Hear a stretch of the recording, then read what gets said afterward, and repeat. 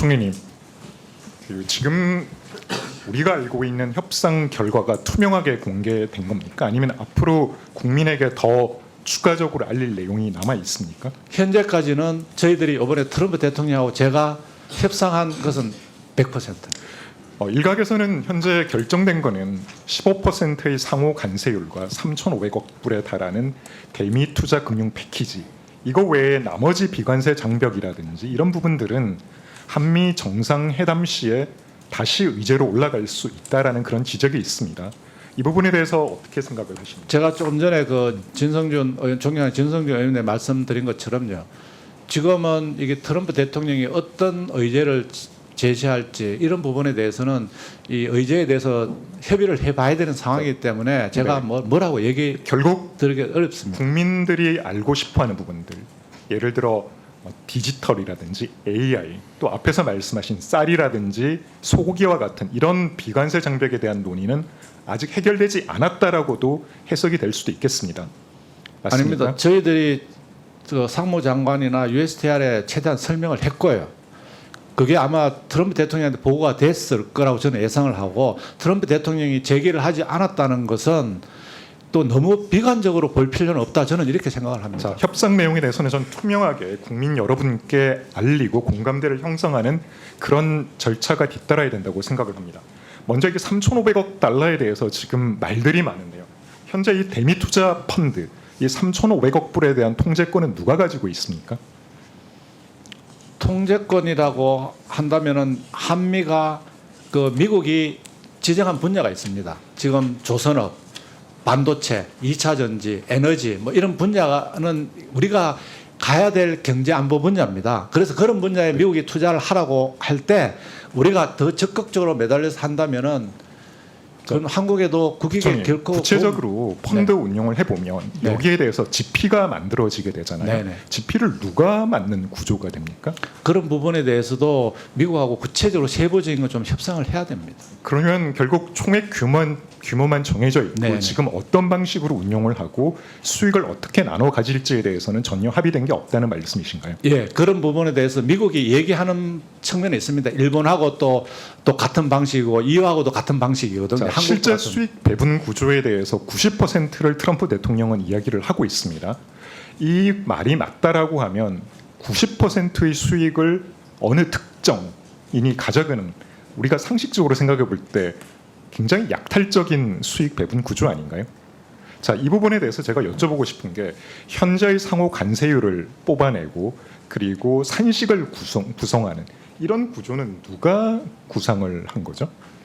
지금 이런 부분에 대해서는 사실 90% 나온 게 일본이 미국하고 협상을 하면서 맞습니다. 나왔습니다. 네, 상호 관세율을 산출하고 그리고 그 산출하는 산식 등은 일본이 만들어낸 거죠.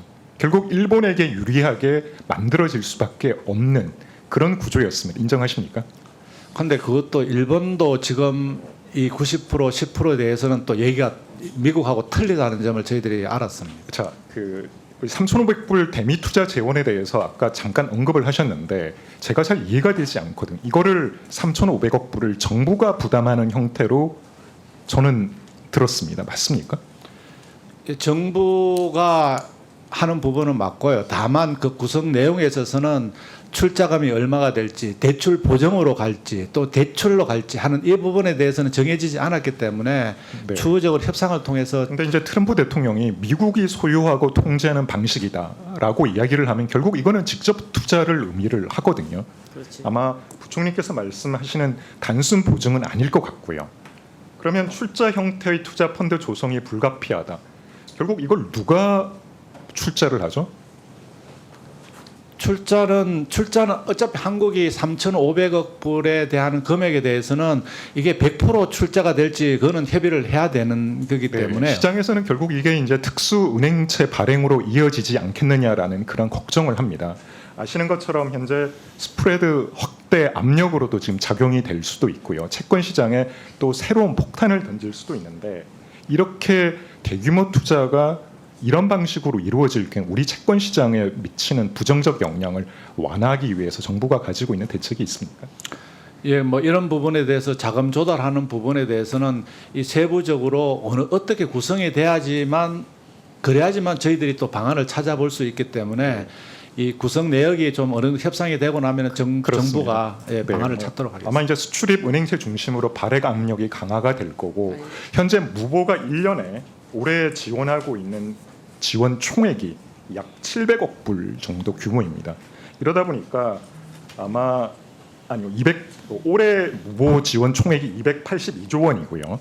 만일에 지금 형태로 3,500불을 5년에 나눠서 지원을 한다 그러면 약 700억 불이 될 텐데 무보 1년 지원 총액의 약 38% 정도 규모가 됩니다. 저는 도저히 불가능한 구조라고 보여지고요.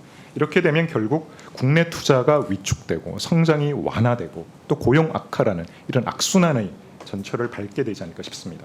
제가 비관세 장벽에 대해서 하나만 또 여쭤보겠습니다. 레빗이 캐롤라인 레빗 대백관 대변인이 이렇게 이야기를 했습니다. 한국이 자동차와 쌀 등 미국산 제품에 대한 역사적 개방을 할 것 이렇게 표현을 했는데요. Historic Market Access라고 표현을 했습니다.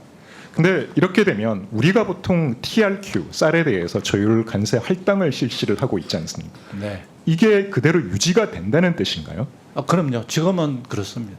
저는 잘 이해가 되지 않는 게 TRQ가 유지가 된 것을 완전하게 개방이 됐다라고 표현을 하지는 않는 것 같습니다. 지금 미국산 쌀 같은 경우 TRQ 물량 40만 8천 톤 중에서 차지하는 비중이 약 얼마 정도 되는지 아십니까? 13만 톤입니다. 맞습니다. 약 한 32.4%죠. 결국은 이 32.4%의 쌀에 대해서는 미국산 쌀에 대해서는 5%의 저율 관세가 부과가 되는데 앞으로도 한미 관세 협상 타결 이후에도 미국산 쌀에 대해서는 이 규정이 그대로 적용이 된다는 말씀이십니까? 예, 이번에 트럼프 대통령 협상에서는 그대로 유지하는 걸로 저희들이 협상을 했습니다. 그러면 13만 2천 톤을 넘어서는 쌀 수입 물량에 대해서는 513%의 네네. 지금은 자, 그 틀은 유지가 됩니다. 제가 궁금하게 생각하는 부분이 바로 이 부분입니다. 이 백악관 측에서는 쌀에 대해서는 추가적으로 개방을 했다라는 표현을 하면서 완전 시장 개방이라는 표현을 썼습니다. 아마 관세 협상을 해보신 분들은 아시겠지만 완전 개방에 TRQ라는 단어가 부합하지 않는 거죠.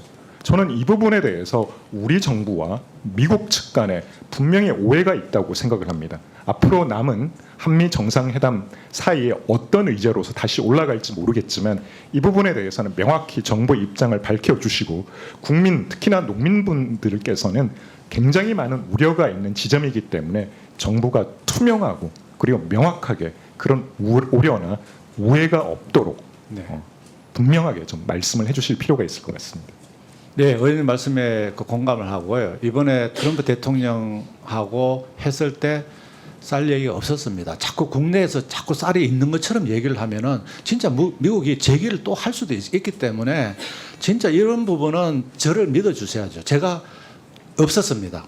트럼프 대통령님이 하고 할 때는 일본은 그 자리에서 얘기를 했었는데 없었다는 말씀을 드리니까 자꾸 이걸 논란을 시키면 오히려 미국이 깨닫고 이거 한국에서 자꾸 된다고 하니까 되는 거 아니냐 이렇게 할 수도 있기 때문에 진짜 이거는 국익을 생각해서 전략적으로 접근해 주실 걸 당부를 드리겠습니다.